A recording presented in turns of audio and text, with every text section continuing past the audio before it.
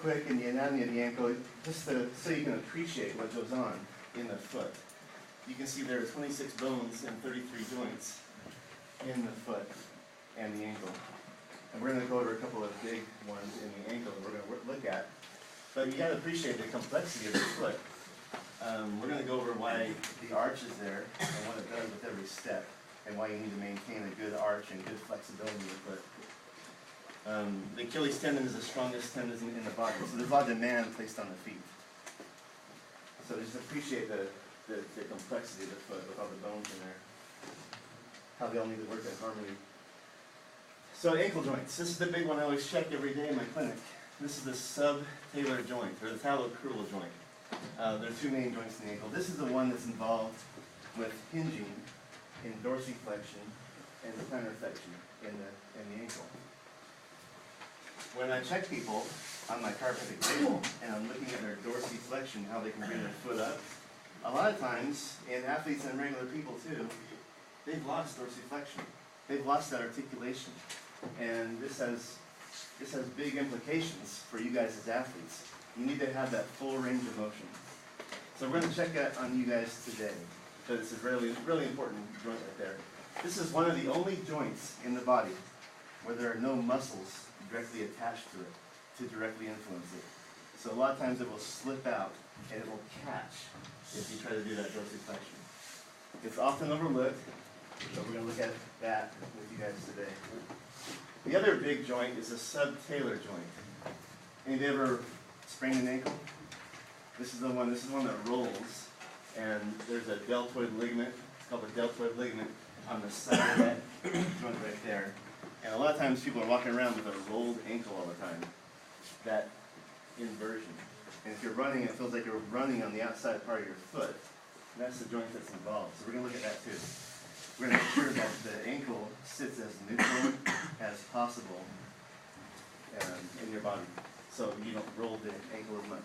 And we're going to also give you some tips on how to retrain the way that proprioception I talked about, that the way the body brings in information from the joint. We're going to help to retrain that so it sits neutral and stays neutral. All right, so last in the anatomy part, this is the arch of the foot. Now the arch acts as a shock absorber.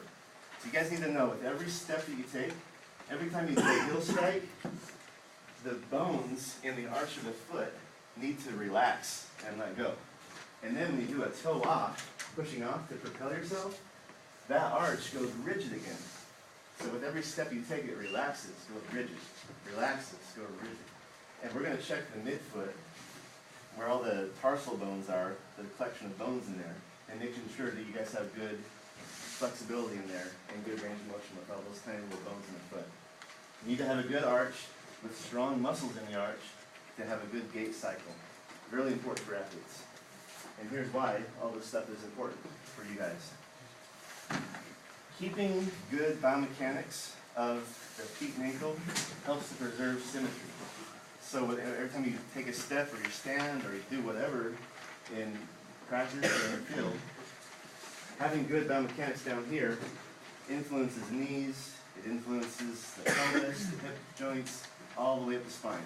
So helping the ankles out is going to help preserve symmetry. The second thing it does is it helps reduce drag. So as you run, if you don't have the full articulation of those joints, the full range of motion, then you're going to have some drag on the body. You're going to have some drag on those joints.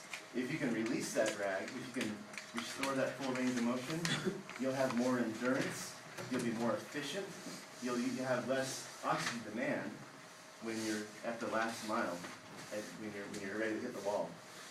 It's going to make you more efficient. And then finally, the foot and ankle adjustments enhances proprioception.